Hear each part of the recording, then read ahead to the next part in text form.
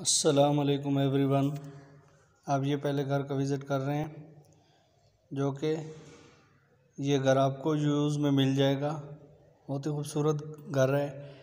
इस घर की सबसे अच्छी बात यह है कि इसकी मेन गली है, बहुत खुली गली है, बहुत ही खूबसूरत घर है।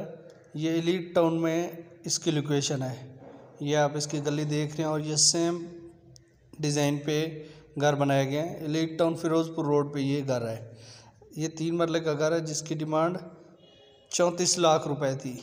इसके साथ ही आप दूसरा घर देख रहे हैं जो कि बहुत ही खूबसूरत अच्छा घर है। ये 3 मरले का घर है जिसमें 4 बेडरूम और 4 वॉशरूम्स हैं। अगर आप न्यू व्यूवर्स हैं तो मेरे चैनल को सब्सक्राइब करें और बेल आइकन को प्रेस करें ताकि इस तरह की अच्छी और स्पेशल वीडियो आपको मिलती रहे। ये आप इसका किचन देख रहे हैं जो कि बहुत ही खूबसूरत किचन बनाया गया है। बेडरूम के साथ अलमारियाँ दी गई हैं।